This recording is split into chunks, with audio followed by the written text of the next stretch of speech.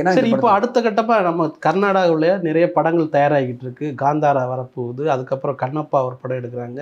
இன்னும் 2, 3 பிரம்மாண்டமான படங்கள் வர்றாங்க. இப்ப அந்த கன்னட படங்கள் தமிழ்ல ரிலீஸ் ஆகும்போது என்ன மாரியான பாதிப்பை ஏற்படுத்தும்னு சொல்றீங்க? எப்படி நம்ம படத்துக்கு வந்து நான் சொல்ல வர்றது தக் லைஃப் எப்படி சுப்ரீம் கோர்ட் சப்போர்ட் கொடுத்ததோ அதே மாதிரி தான் அந்த படத்துக்கும் சுப்ரீம் கோர்ட் சப்போர்ட் கொடுக்கும். அதனால தடையெல்லாம் பண்ண முடியாது. ஸோ அதெல்லாம் நம்ம இறங்கி அதெல்லாம் பேசக்கூட கூடாது. என்ன காரணம்னா நம்ம வந்து நியாயத்தை பற்றி பேசும்போது அவங்களுக்கும் அதே நியாயம் இருக்குல்ல. இப்போ அவங்க படத்தை வந்து காந்தாரா இங்கே நல்லா ஓடி இருக்கு, கேஜிஎஃப் 2 ஓடி இருக்கு. என்னன்னா சங்கடங்கள் இருக்கும். இப்போ அந்த டீம் இங்கே வரும்போது அவங்களால ஜஸ்டிஃபை பண்ண முடியாது. நீங்க எல்லாம் பிரஸ் விட மாட்டீங்களா? நீங்க என்ன கேட்பீங்க? சார் நீங்க எல்லாம் ஏன் சப்போர்ட் பண்ணல? தக் லைஃப்க்கு ஏன் சப்போர்ட் பண்ணல? உங்க படத்துக்கு மட்டும் நாங்க ஏன் சப்போர்ட் பண்ணோம்னு கேள்வி கேட்டீங்கன்னா அவங்க எப்படி பதில் சொல்லுவாங்க?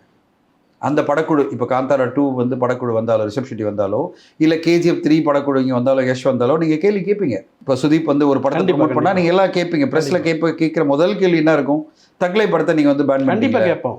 நீங்க ஏன் தடை பண்ணீங்க? நீங்க எல்லாம் ஏன் வாய் திறந்து பேசல? ஏன்னா இது கான்ஸ்டியூஷனில் கொடுத்துருக்கிற அதிகாரம் இல்லைவா? சென்சரான படத்தை வந்து கர்நாடகாவில் தடை பண்ணும்போது சேம்பர் ஆஃப் காமர்ஸ்க்கு நீ ஏன் கேள்வி கேட்கலன்னு கேட்பீங்க. எல்லா ஊடகங்களும் அதுதான் மாரல் ரெஸ்பான்சிபிலிட்டி. நீங்கள் கேட்கும்போது என்ன ஆகுனா அந்த நடிகர்களும் இயக்குனரும் பதில் சொல்ல முடியாமல் தவிப்பாங்க.